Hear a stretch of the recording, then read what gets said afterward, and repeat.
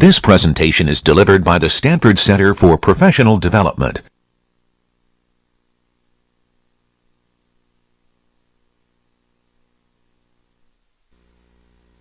Hi, welcome to CS 106B, Programming Abstractions. Maybe now our mic is on. Oh, that's interesting. Okay. The website actually was probably the most important thing to take away from here, right, is where can you find information about the class. We're going to talk today and give some overview and stuff like that, but this is kind of the home base for all the materials. So if you manage to get the handouts on the way in, you're golden. Otherwise, you can grab them from the website. There's a lot of just background information, staff information, office hours, all sorts of stuff there gathered. So it's kind of one-stop shopping for figuring out things about our course. Let me tell you what I'm going to do today. The first day, right, I know a lot of you are shopping, trying to check out, figuring out what's the right fit for you. So hopefully today I'm going to try to give you some information that'll help you make a good decision. Want to tell you a little bit about what our course is about, tell you a little bit about the administration and logistics. Most of that stuff's pretty ordinary and you can read about it. Then, of course, I have to do a little bit of marketing. I get to give you my unbiased opinions of why this is the absolute best class you could possibly take. I get paid per student, you know. No, that's not true. And maybe we'll even have time to check out a little bit of the C++ language before we're done and said today. And need to go away. All right, so let me tell you about CS 106. CS 106 is the introductory programming sequence here at Stanford, right? So it's our version of CS1, where you start at the beginning when you are interested in learning more about programming. We have a two-quarter sequence, A and B, that kind of follow together. They're not particularly tightly coupled, which is to say if you took A and you took a little break, you can come back to B, or maybe you actually took a variant of a 106A type course at a similar, at another institution. You're probably in fine place for kind of starting midstream. We also have an alternate form of B, the CS 106X, which is kind of an honors version of that second course. So after you've taken that first course and you're feeling really jazzed up, there is an alternative, sort of more intense way to get through the second course that's offered. It's offered this quarter, in fact. So if you're actually thinking about that, that is an option for you as well as sticking with us. What do we do in our 106A? A's official title is Programming Methodology. It is starting at the very beginning, and assuming you have no background in programming, is teaching you how it works, right? What the languages look like, what the syntax is like, what things you need to know about how to solve problems using a computer. So it covers a lot of the fundamentals about logic, control flow, and in general, I think of the big issues for 106A having less to do with any particular syntax or feature that you learn about a language, but about how do you solve problems on a computer? How does it, somebody gives you a specification of you need to write a program that does X, and you have to figure out how to make that happen, how to break it down, how to step through it, how to develop it, how to test it, how to iterate on it, how to make changes in it later, how to debug it when it's not working well. And those things, I think, transcend any particular language. We happen to use the Java programming language in our 106A course because it's a great tool for introductory programming, but I don't think of that as being really critical. So in fact, if your introductory course was in some other language, some other fairly modern high-level language, you know, let's say you learned in Python, you've learned in C, you've learned in Scheme or something other than Java, you're probably still fine, because what we're really counting on in B is that you know how to program, you know how to think like a computer scientist and kind of solve problems, but not a lot of the details of the syntax are going to be important to us. B picks up from there saying, okay, you've got some fundamentals. Let's start really learning some of the techniques that extend the range of problems you can solve. We look at recursion, which is one of the sort of fundamental problem-solving techniques, right, that involves using something akin to mathematical induction to solve problems in terms of themselves. Looking at a lot of algorithms for sorting and searching and hashing and doing things efficiently, right, knowing how to compare and contrast alternatives in algorithms, having some formalisms by which to discuss those things, and learn some of these classics that are out there for solving these problems. The dynamic data structures, which involves the use of pointers to construct things like lists, trees, and heaps, graphs that model certain structures that are very effective in solving different kinds of problems. We'll work through those. And then a large part of our time is spent on this concept of data abstraction, which is why abstraction shows up kind of as the main word in our title, is how do we, as we start to solve more and more complex problems, right, the code itself can kind of become overwhelming if we don't have some technique for managing that complexity. And one of the big themes for 106B is how we can use this idea of abstraction, building something and dealing with this low-level details, but then closing up the box and now treating it as a kind of fixed entity and building on top of that, and then perhaps closing another layer around that as a way of kind of working on something and then finishing it and moving on to some larger piece without kind of having those details be clouding our way, is a very powerful technique for solving larger problems. And in that context, we'll be looking at some of the classic data structures like stacks, queues, lists, maps, and sets as part of the domain for that. We do happen to use the C++ programming language, but this is not a C++ course. So to be clear about what you're getting versus what you wanted, that we use Java here as a vehicle, we use C++ here as a vehicle. We happen to think there are good reasons to actually expose you to both languages. I'll talk about that a little bit more later. But in particular, C++ is an enormous language. It has a lot of language features as well as a very, very large standard library. And our goal is not at all to turn you into like this industrial strength, knows every detail about quirks and ins and out of C++. There's another class, 193D, that does attempt to do that. And if that's what you're looking for, I suggest you take a look at that. But what we're here about is learning advanced programming techniques, taking those foundations and building on them to be able to solve more interesting problems. We happen to use C++. You will learn some C++, but I almost consider it a side effect of what we're doing. So just to be clear on that. So just a little note on placement. If you're kind of in between and not really sure, these are the very, very rough guidelines, but that they give you some idea of which groups sort of gravitate toward where. Right? If you are new to programming or you're not confident about your background, maybe it was kind of a long time ago, maybe it was self-taught, maybe it was in a course that you felt was not as good as it could have been, or you didn't do as well in it. 106A is a great place to start. Right? It actually is by all accounts of extremely popular course at Stanford, right, and services a wide group of people with a little bit of background or some no background, all very well getting them up to speed. If you do have something like a solid first course experience, so you did well in our 106A or took a similar course or perhaps even self-taught your way through a lot of those materials, right, and you feel ready to move on, 106B, so an AP course in high school, the A curriculum is a pretty good match for the 106A here, so you're in great place. If you have this and you got a little bit more going for you, you're just super enthused, you have a lot of extra time this quarter, you want to sit in the company of only the uber geeks, you can check out 106X, which is the variant of B that covers the same kind of topical ground, but at sort of a different level of intensity. So it kind of amps up a little bit of the assignments, covers some material that we won't get a chance to cover, and just pushes the envelope a little bit there. If you actually have experience comparable to the first two courses, right, so you've done all of the things that we're talking about here in B and you feel comfortable with it, it might be that the right place for you is 107, which is the third course in our sequence, and just skipping over our 106 courses entirely.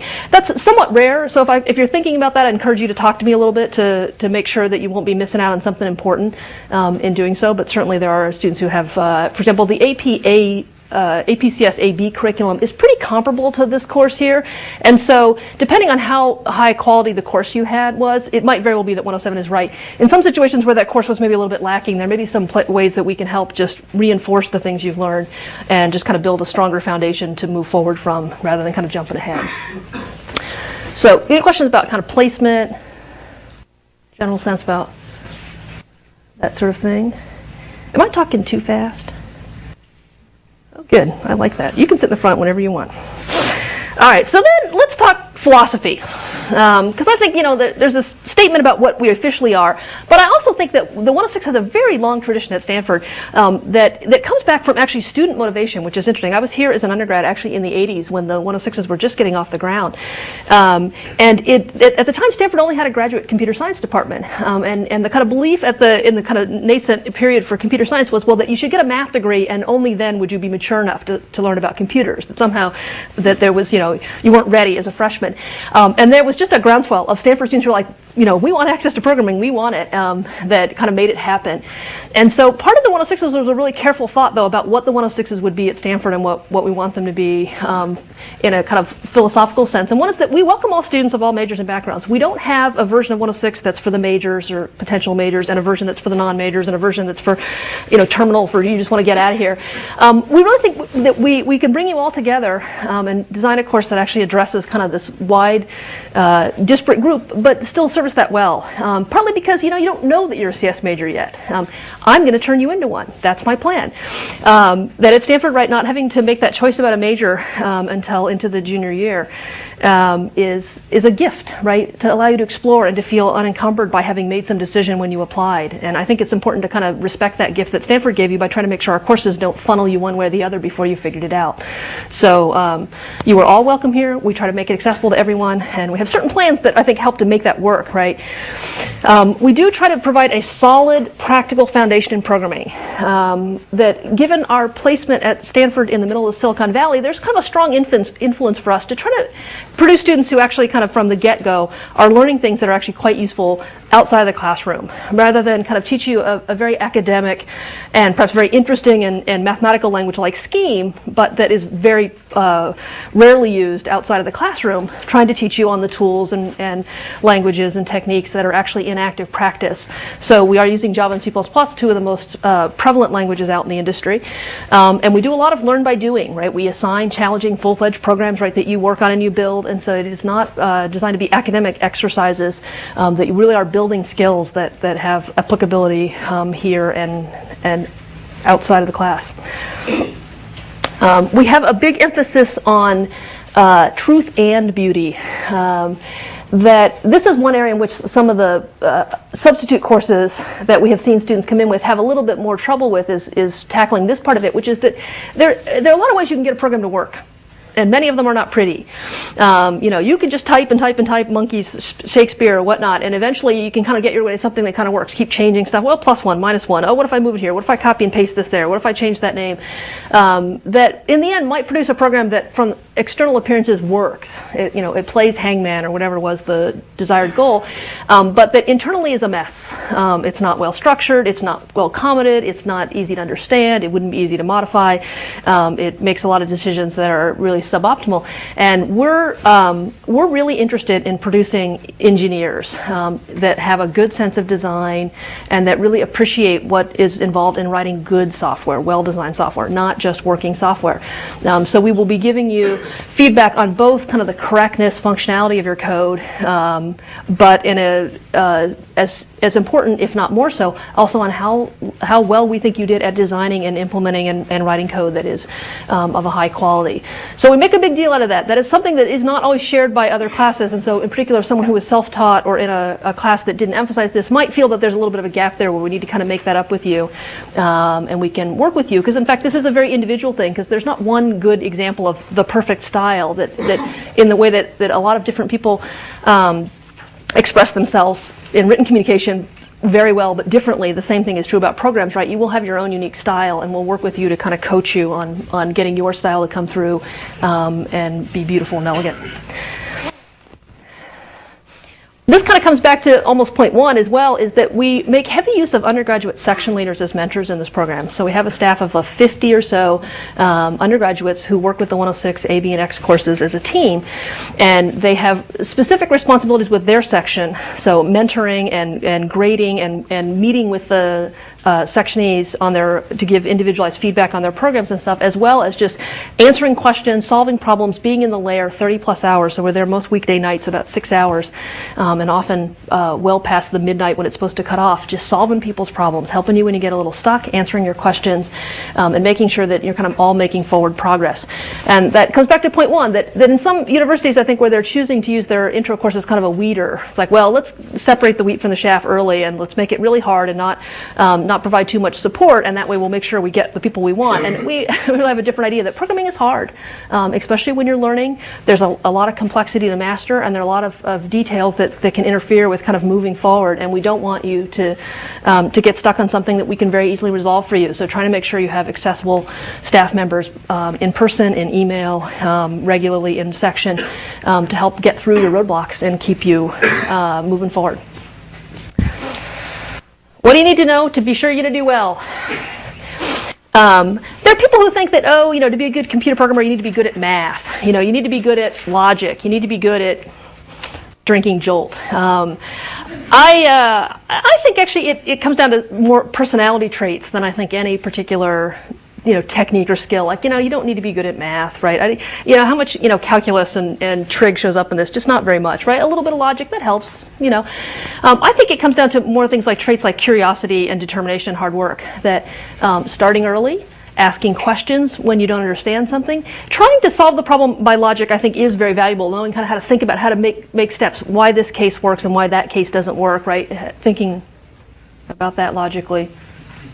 Well, it's like the movie theater. Now you guys will all go to sleep. Oh, look, they came back. But that I think these are the skills that actually kind of serve you the best, and they serve you the best in this class and probably every other thing you'd want to tackle. But there is a lot of time that will be spent here to master this. I can talk about programming all I want, blah blah blah blah blah blah blah, and you can go, oh yeah, that makes a lot of sense. But when you go to write it yourself, right, it's a very different experience, and that's where being kind of focused and staying on task. And getting help when you get stuck can help you move through that. All right. Any questions about 106? What we do, why we do what we do? You guys have nothing to say. You're afraid of having your voice recorded, aren't you? For all time. Then your parents will come and see that you come to class. You can prove it. All right. My unbiased opinion about why 106B is one of the best courses at Stanford. Of course, I'm not at all unbiased. Okay, it's going to be totally obvious when I say these things, and you guys are just going to have to go along with it. I'm actually a geek, really big time, right? And I happen to love programming, and that's why I'm a perfect fit for teaching this class. I have taught 106B or X more than I've taught any other class that I've taught at Stanford in my time here. And that's because each quarter when we're setting up the schedule, I say, give me B, give me X, because there's no better course to teach. Programming is just awesome. If you love programming, I think there's almost nothing better to do in the world. You have this task, you're trying to get there, you're coding, you're making stuff happen, you're testing, you're iterating, you're running, it comes back around, you see stuff, you build things, right?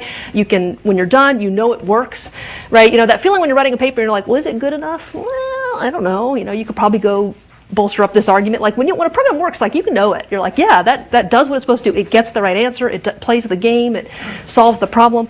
Finding and fixing that last bug. Although debugging is kind of one of the aspects of programming a lot of people bemoan about, I happen to think that if you're driven by debugging, like that is one of the most awesome little detective stories ever, right? It's like trying to figure out why it happened when you did this, when you moved that, why it went this way, and what this effect caused, and then understanding once you make the fix, how it fixes it. Staying up late. I have stayed up late more nights debugging than anything else in my life, and I'm not sad about that at all. So that means I'm in the right place. Hopefully some of that resonates with you, just a little bit. If that totally sounds really awful to you, hopefully we can change your mind a little bit. But that is in some ways part of what drives computer scientists, I think, is this kind of wanting to build things. You know, we are engineers, right? We're part of the School of Engineering, right? We have this computer science name. Just remember, any subject whose name is something science is not a science. But, you know, we're trying to puff ourselves up a little bit. But we do a lot of really great work, right? And there are a lot of neat scientific principles and theory that underpin what we do. But in the end, I think what drives a lot of us is just the engineering, building stuff that is really neat. It kind of reminds me that my husband's a mechanical engineer. And so I used to be kind of envious because he would always build things. You see the MEs, they're always toting foam core, you know, around the campus, and their paper bicycles and stuff, and it's like, you know, they build all these things. But now, having watched all the things he built, it's like being an ME is really hard. Actually, you need all these materials, you need all these tools, you need this mill, you need this lathe, you need the hot melt glue gun, which burns the heck out of your fingers anytime you touch it, and to build anything. In computer scientists, you don't need anything. You need a compiler, you need a computer, you need your thought. It's like it's this abstraction we built out of our brains, right? And there's this relatively small set of things that you need to kind of master, and then you can combine them in these very sophisticated and interesting ways to solve all sorts of problems. But there's a very low overhead, and the range of things you can attack with the same set of skills is huge. Like every domain out there can benefit from somebody applying computers in a useful way without fail. You know, there's all sorts of problems where technology is part of the answer, not the only answer, but certainly something that you take whatever interest you have and combine it with computer science and construct something cool. I happen to think that what happens in the second course is amazing. That the first course, you know, you kind of got to get up to speed, and there's a lot of basic material that needs to get covered, and it does kind of set you on the right path. But in this course, actually, we really get to blossom beyond the basic things. That there's a bunch of really neat and very accessible techniques, right, that a second quarter student can understand and master and do really cool things with. So you can learn how to do something like create a database that has 1 million entries, right, and then ask for somebody by name and be able to instantaneously find that name. Not by looking through 1 million entries one by one.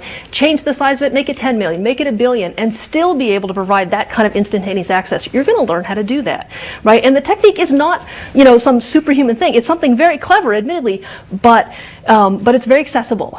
Taking that same million thing and learning how to sort it efficiently. What if you happen to know things about how it's almost sorted, but just a little bit out of sorted? Are there ways you can actually make it even faster to put it in sorted order? There are techniques, for example, like recursion, that take on problems that you might not have any idea when you first look at the problem how to solve, but once you've kind of got your head around recursion, you can look at that and say, I can write a 5-line function that will solve that problem. And this is the kind of power we're going to give you with our quarter together. So there's a bunch of really amazing theoretical and algorithmic stuff to explore that really increases the kind of things you can do with programming. So I'm particularly fond of it. And as always, I think the section leading program, right, that we have created and built at Stanford is a huge part of what makes our 106 courses so successful. And so having somebody who's individually kind of working with you, meeting with you weekly, and giving you that feedback that's individual and personalized for you and helping you get through the rough spots is a lot of what helps to make the experience very fun and kind of very personal too. So, and maybe I'll say for a second, like, what section leaders do I have here? Any? Not a one. Those fabulous section leaders, where are they again? Did I say they were fabulous? I meant, no. We haven't yet identified who's going to what class, so maybe they're all thinking they're going to go somewhere else, but they're wrong. We'll get some. All right, so 106B, great. You agree? Have I convinced you? Are you sure? Is anybody still hesitant? Something else you're worried about that I can tell you isn't a big deal? Is it a lot of work? Oh, no. I just exude it. It just osmosis. You'll learn it. Okay. Well, let me tell you a little bit about logistics, because there are some just random things, right, that you may want to know about how a class works that the first day I'm supposed to do. Okay. We're going to meet here Monday, Wednesday, Friday, 2:15, 3:05. In glorious downtown Skilling Auditorium. It looks like we almost exactly fit in our classroom, which means we're all going to be very friendly and cozy. The lectures are being taped and available online, and so that has the neat side effect that you can watch them, you can review them later. You could watch them lots of times, right? It also means that if it were pouring rain and you were sitting at home in your bunny slippers, you could just say, hey, I'm not going outside, and you could turn on your computer and watch. I'm a big fan of having you come in person. That's because I don't want to lecture in an empty room. But I also think there's an interaction there, right? Like sort of the human-to-human thing that I'm kind of fond of, and so I hope that you will make every effort to attend in person as much as you can. But it is nice to know that if you do miss a lecture or you get caught up with something, you'll have a chance to review it later online. We will have sections that will meet once a week, just like 106A. The section leader, right, who meets with you in the discussion section is the one who'll be grading your programs and sitting with you and doing the conferences with them. What you need to do to get yourself into a section, there's a bunch of section times listed in Access, and they're just totally bogus. So ignore all that. What you do is you go to the online, if you go to our class webpage, there's a link that's tells you how to sign up for a section. The section signups aren't up right now, but they will go up tomorrow, and they'll be up through the weekend. And you go in and you put in your preferences about what times fit in your schedule or not.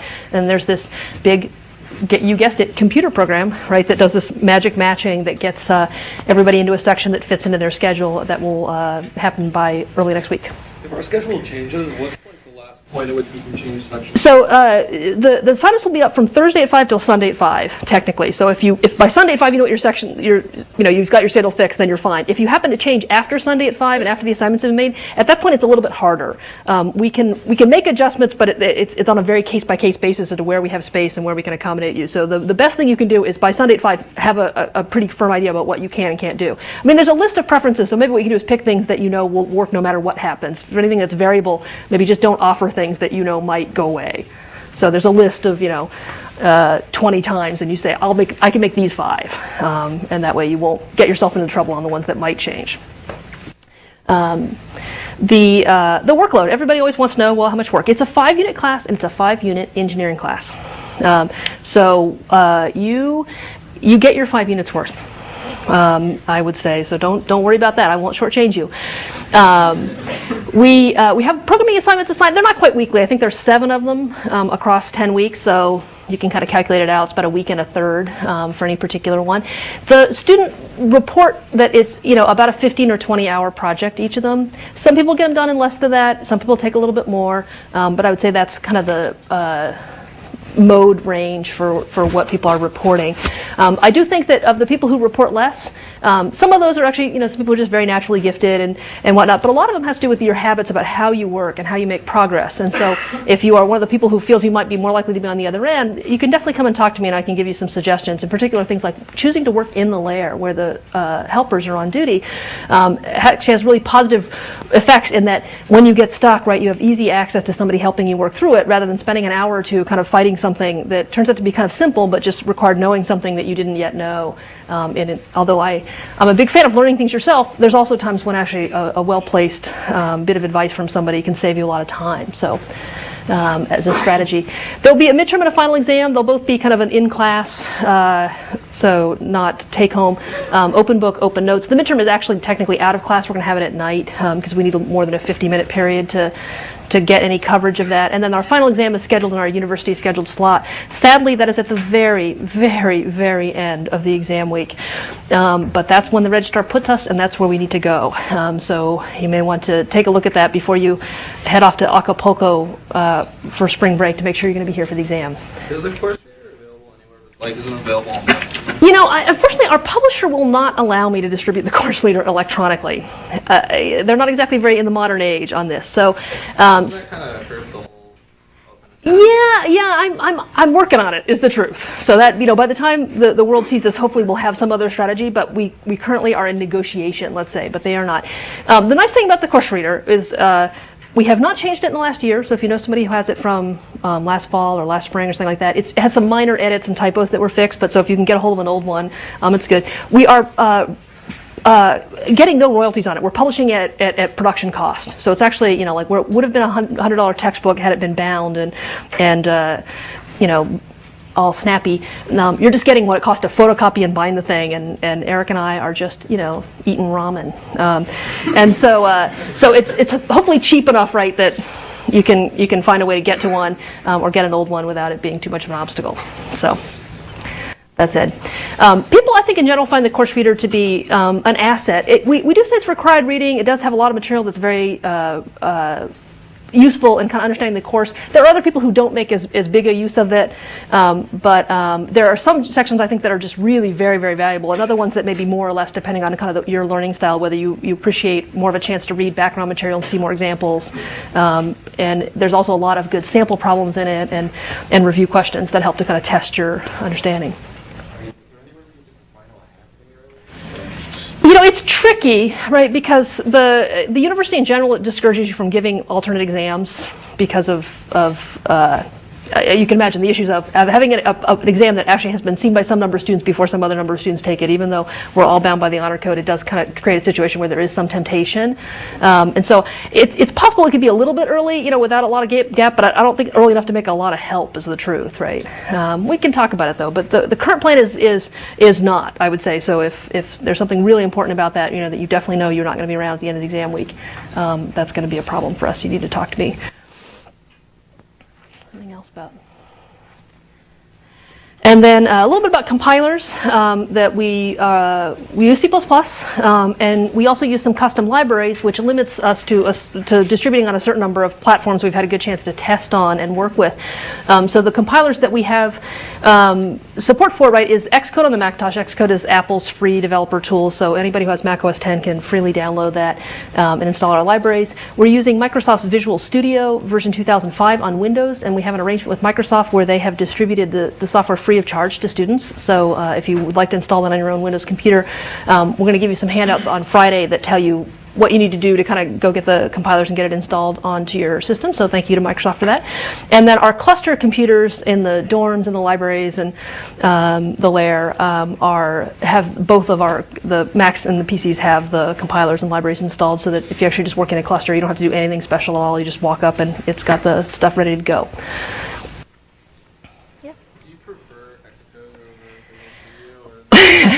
Well, hi, you can't ask me that because, of course, I'm totally biased. I'm a Mac person. I've been a Mac person forever.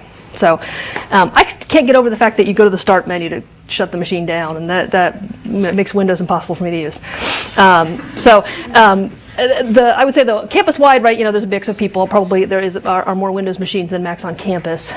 So if you want to take a popular vote, you could do that. But if you want to be on the side of the Mac bigot, you can come be with me at Xcode. I happen to Xcode's a very nice compiler, but Visual Studio also seems perfectly serviceable. So, okay. All right, well, look at this. I've got 10 minutes, maybe a little bit more, to tell you a little bit about C++, because that is the next journey, right, that we're going to go on together. C++. So it's like the first question I'd say is, why are we doing this to you? You're like, I just got comfortable with Java, and now you tell me to throw away my Java and start over. Okay, so let's generate a little bit of love for the C++, okay? I put this, the advantages of early multilingualism. So I have 2 small children at home that are 2 and 4. And I read a lot about bilingualism and stuff, sort of raising your children in kind of a global world. And there's, very, very clear evidence for natural languages, right, that when you're acquiring a language, at those young ages, right, that is the best time to introduce a second or third language, where you're kind of building all the pathways and the neurons and stuff. And there's some really very neat research there. And so the same thing has been looked at in terms of programming languages as well, that when you are learning a programming language, right, there are certain kind of ruts your mind gets into about the way a language is that is based on your experiences early on. And if you spend a very long time working only in one language, those ruts get deeper. And you have a certain way of thinking, right? You're kind of a little bit stuck in that paradigm and its approach. What's easy to do in that language, what's hard to do in that language, right? Tends to kind of make a stronger impression on you in a way that makes it harder as you grow and explore other languages to kind of get out of those ruts and kind of shake yourself out of it. And so there's been some pretty good evidence that about 1/4, somewhere between 1 and 2, is a really good time actually to think about branching out a little bit and starting to think about different ways of doing stuff and seeing some different syntax and some different ideas to help kind of just build in the flexibility from an early age in your career to kind of buy you some strength later. So that's part of what we're doing. Some other part of it is actually that a lot of our upper division courses, right, rely on a knowledge of C and C++, that family of languages, and that the longer we postpone it, the kind of more painful it becomes. Because in the later courses, right, when you're learning about compilers or graphics or networking, they don't really have the time in those classes to stop and teach you C or C++, but they need you to know C++ to get the work done. And so it's like, where are we going to make sure you get this foundation? And sort of moving it into a programming class seems to make the most sense in the context of our curriculum. So we do switch you over here. The good news is, right, is that it's not as big a change as it might sound at first glance. To say I'm going from a totally different language. Well, Java actually is highly derivative of C++ for a start, right? They're kind of cousins in the scheme of language design. And in fact, right, they have a lot of syntax. So I say, well, how much C++ do you need to know to start? Okay, here's the answer, 0, right? You don't even need to know what the word means, right? You can say C++, well, okay, whatever. In fact, you actually probably know a surprising amount about C++ just by virtue of what you already know, just translated a little bit. That things like, let's say, the for loop of Java, or the way you declare variables, or the way the parameters are passed into a function is exhibited in Java in very much the same way it is in C++. So there's a bunch of things you actually already know and you don't even realize it. But it is not assumed, right, that you know C or you know C++. If you happen to already know those things because you had your course or some of your background was in that, you're ahead of the game. If you have not, then not to worry. So what we're going to do is say, well, how much C++ are you going to learn, right? So we will spend the first, I think, 3 or 4 lectures just talking about how things get expressed differently in C++, and mostly actually talking about the differences in the libraries. That the syntax itself is quite similar, that some of the more extensive changes have to do with, well, how the C++ string is operated on versus the Java string. How you do file input-output reading in C++ is a little bit different than the way it's done in Java. So we'll spend some time saying, okay, well, here's some things you know how to express in one language. We're going to teach you how to express them in another language. So it's just mapping from your previous vocabulary onto a new one. Then along the way, we will actually introduce some of the C++ features that we need to support our pedagogical goals. So we'll be talking about how classes get designed in C++. We'll see how to use classes. We'll see how to actually define those classes. And we will be looking at things like templates, which is the C++ construct for doing generics that you've seen in Java. So how you can build containers that are type unspecific and things like that. We will learn a little bit of some of the fancier features of C++, like let's say the pass by reference parameter, but there's actually a very large amount of C++ that's just off the table for us. So we will not make extensive use of for example, the standard template library or the fancier features of static and const and a bunch of keywords, that mean nothing to you and should mean nothing to you. So you will learn, enough to I think have reading familiarity with C++ and to be able to express yourself quite well in the subset we're using. But it is a subset of C++, right, that you're being exposed to, and that there is. Oh, that's something I should have told you about in logistics, but maybe I'll mention it right here, right? Which is that if you find yourself really wanting to kind of master C++, right? You've got these programming techniques, but you're kind of curious about the other areas of language that kind of outside of our purview. We are offering CS106L. CS106L is a lab companion course that is open to students enrolled in 106B or 106X. It meets twice a week. It's actually on Monday, Wednesday, late afternoon. I think it's 4:15 in Hewlett 103. And it's being taught by a veteran section leader who is very well versed in C++ and who, in fact, kind of his own volition, kind of volunteered and created this course out of nothingness because he himself was a little bit frustrated as a prior 106 student and how wanting to get at some of those C++ things that really weren't fitting with our goals. So it is a place where you can get sort of just more exposure to standard C++, do a little bit of exercises that help you to test out those things and see how those things are expressed and get another unit. It's a pass-fail lab course. You can also just attend or just grab the materials if you just want to just look at them if it's not something you want to take the full commitment for. But a great way to just kind of broaden that knowledge of C++ beyond what's useful for us in terms of our goals. All right. Now I'm going to ask you some questions because I don't get to do all the talking. All right, so how much C++ do you need to know? Some of you may know nothing about it, and that is perfectly fine. But some of you probably know something about it, or at least have heard something about it. So I'm going to have you guys tell me what it is that, from an outside perspective, what it is that people tell you about C++ that seems to be, makes you either excited to learn it, or frightened to learn it, or interested in how it works? What do you know about C++? What Java is based off of. It is what Java is based off of. So that should be hopefully a little reassuring, right?